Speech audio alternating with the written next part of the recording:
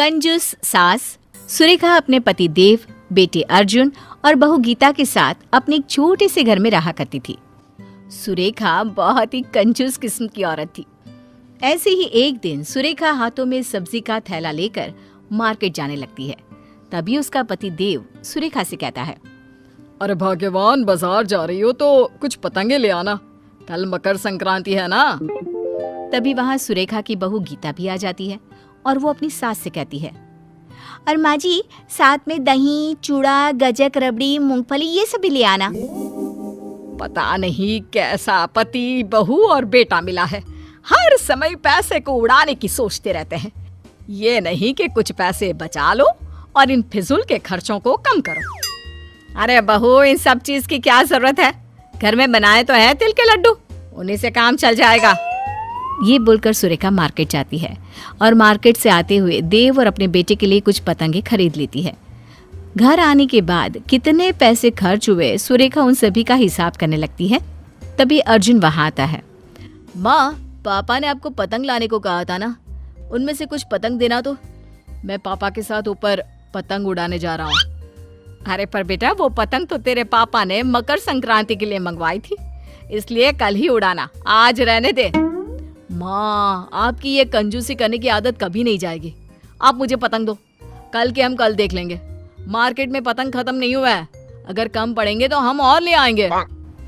अर्जुन के बोलने पर ना चाहते हुए भी सुरेखा को पतंग देना पड़ता है और अर्जुन कुछ पतंग लेकर छत पर उड़ाने के लिए चला जाता है। थोड़ी देर बाद उनके दरवाजे पर उनकी पड़ोसन सुमित्रा आती है और सुमित्रा गीता के हाथ में कुछ तिल के लड्डू देती है। जिसके बाद गीता भी किचन में से कुछ तिल के लड्डू एक टिफिन में पैक करके सुमित्रा को देने के लिए जाने लगती है। तभी सुरेखा रसोई में आ जाती है और गीता के हाथों से टिफिन लेकर बोलती है, अरे बहू, ये क्या कर रही है, टिफिन भर के लड्डू देना जरूरी है क्या? अब सुरेखा टिफिन के सारे लड्डू निकालकर उसमें बस एक लड्डू रखकर टिफिन गीता को वापस कर देती है। आप ठीक है, ले आप जाकर ये टिफिन सुमित्रा को दे दे। पर माँ जी, उन्होंने हमें इतने सारे लड्डू दिए और हम उन्हें ये एक लड्डू देंगे, अच्छा थोड़ी ना लगेगा। अरे तो क्या हो गया, उनके घर में भी तो लड्डू बने हुए हैं ना, और अगर इसी तरह टिफिन भर भर के तू पड़ोसियों को लड्डू बांटने लगेगी तो सारे लड्डू खत्म हो जाएंगे। फिर तेरे ससुर और तेरा पति दोनों कहेंगे, लड्डू तो तुमने दिया ही नहीं, अब हम अपने स्टाफ को क्या दें? इसलिए इतना ही काफी है, जा आप दे दे। एक काम कीजिए माँ जी, ये लड्डू आप खुद ही सुमित्रा आंटी को दे दीजिए, मैं नहीं जाने वाली। ये बोलकर गीता वहां से चली जाती है और सुरेखा खुद जाकर सुमित्रा को तिल के लड्डू का टिफिन देती है।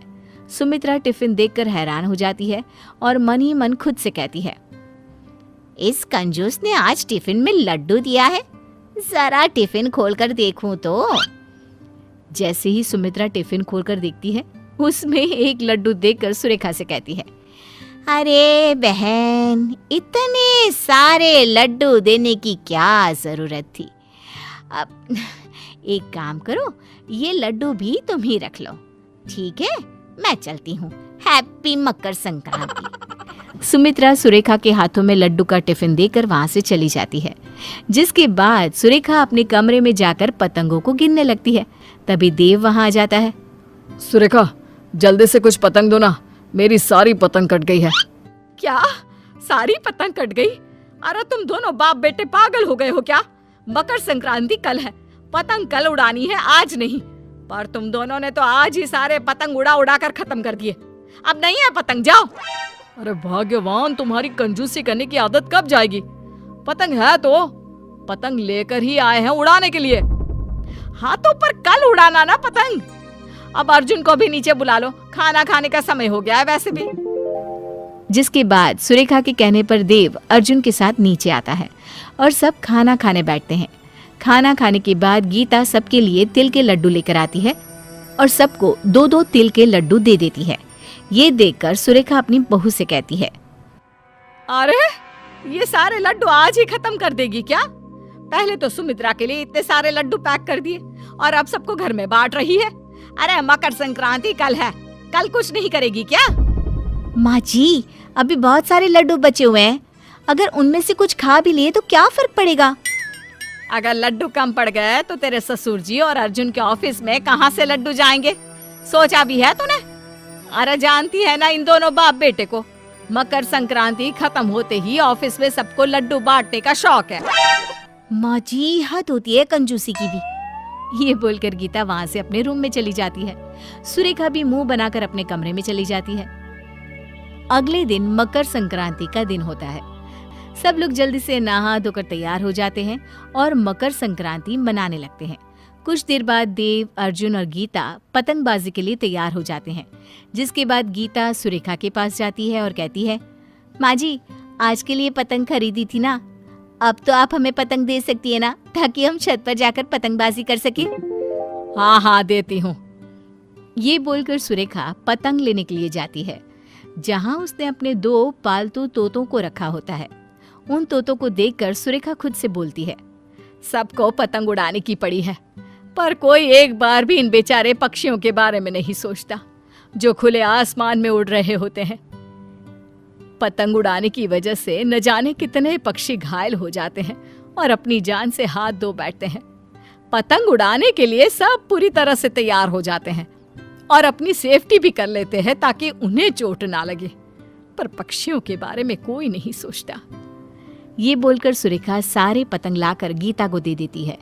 तभी वहां देव और अर्जुन आते हैं और कहते हैं, क्या कर रही हो गीता? हम कब से तुम्हारा छत पर इंतजार कर रहे हैं और तुम हो जो पतंग लेकर नीचे खड़ी हो। अच्छे से तैयारी कर लेना। हाँ हाँ भाग्यवान, पूरी तरह से तैयारी कर ली है, कुछ नहीं होगा हमें अब। चलो अब। मैं आप सबकी नहीं, उन मासूम पक्षियों की बात कर रही हूँ जो बोल भी नहीं सकते। न जाने आज कितने मासूम पक्षी इन पतंग के मंझों से घायल हो जाएंगे। आप लोगों का क्या है, आप तो मजे कर लेंगे, पूरे दिन पतंग उड़ा लेंगे, पर जान से हाथ कौन गवाएगा? ये पक्षी, आप लोगों को एंजॉय करना है, पतंग उड़ाना है, जाओ जाओ भाई आप। सुरेखा की बातें सुनकर तीनों हैरानी से एक दूसरे को देखने लगते हैं और फिर पतंग नीचे रख देते हैं। गीता अपनी सास से कहती है, माँ जी आपने सही कहा, हमारी वजह से आज के दिन पता नहीं कितने निर्जीव पक्षी घायल हो जाते हैं, वो अपनी जान से हाथ गंवा बैठते हैं। आपने आज मेरी आंखें खोल दी। मैं आज ये पतंग नहीं उड़ाऊंगी, बाकियों को उड़ाना है तो उड़ा सकते हैं। सुरेखा, तुम भले ही कंजूस हो, पर आज तुमने हम सबको एक बहुत अच्छी सीख दी है, इसलिए आज से हम लोग भी पतंग नहीं उड़ाएंगे और ऐसे ही मकर संक्रांति मनाएंगे। सही कहा पापा, हम हमेशा अपना मजा पहले सोचते हैं, लेकिन कभी उस मजे में किस तरह इन बेजुबानों को नुकसान पहुंचा रहे हैं वो नहीं सोचते। पर आज के बाद ऐसा नहीं होगा। जिसके बाद गीता, देव और अर्जुन पतंग नहीं उड़ाते और उसकी जगह परिवार के साथ समय बिताना, छत पर बैठकर दूसरे लोगों को देखना और पड़ोसियों के साथ गप्पे लगाना, गेम्स खेलना और इस तरह दिन का मजा लेना जारी रखते हैं।